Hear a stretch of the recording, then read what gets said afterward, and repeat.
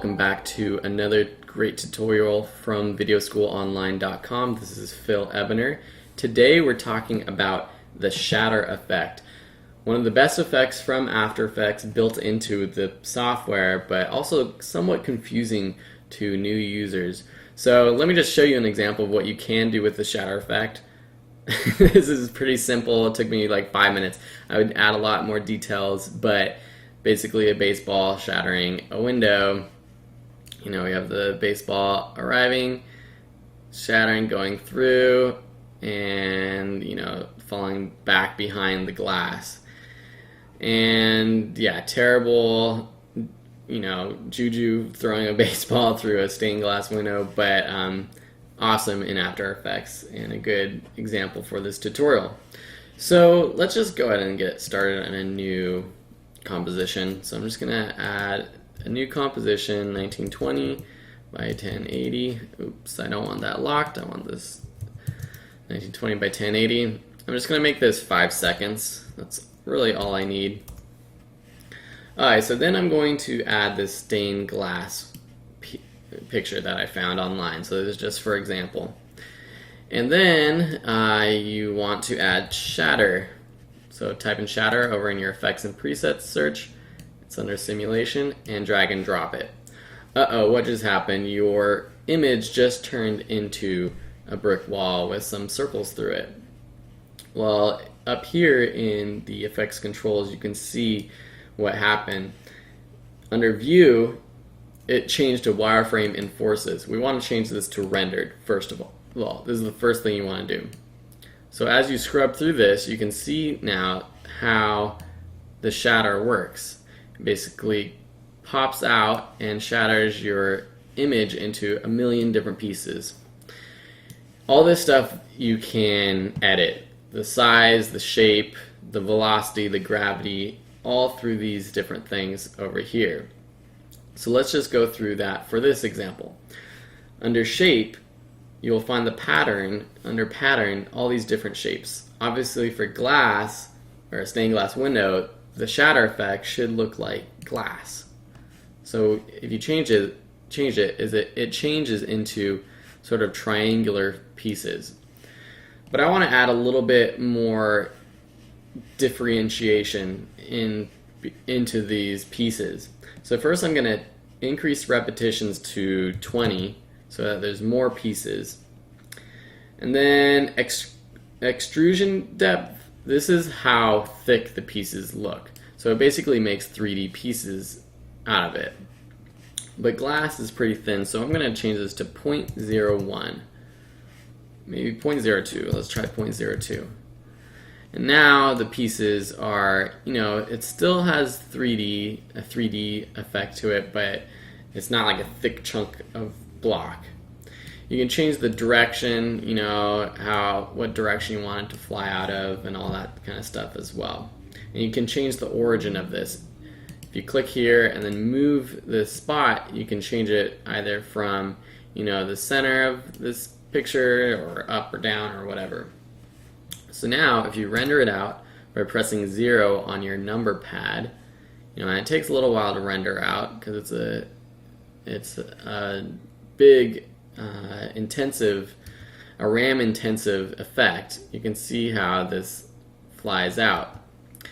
One thing you'll notice though, see on the edge, these pieces stop at this line where this image is.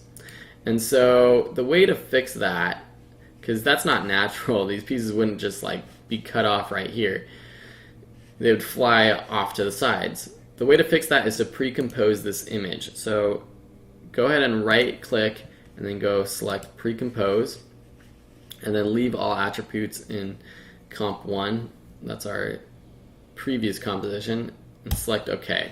So now inside this composition, if you double click it, you have this stained glass window. Then we want to increase the frame size of this composition. So press Command K to get your composition settings and just increase it, you know, maybe like double it, 2400 by 2400. So now you have this glass image, stained glass image in this composition, but it's not the whole composition. Go back to our comp 1 And you'll notice now that the stained glass flies out of the image, and the entire stained glass breaks and shatters, not just the center. So we can fix that though. And also, because we pre-compose, we're going to have to increase the repetitions because now the repetitions are bigger. Alright, so then you can go down to force. You can change the radius of this. So say you just want a small part of the stained glass window to break out, decrease the radius to something like that. Now you have just the center breaking out. Or you can increase it and the whole thing can break like this. Okay? There's other things you can change. Under physics, you can change the rotation speed of the pieces flying away. So we can change this to 0.5 and have it rotate a lot faster.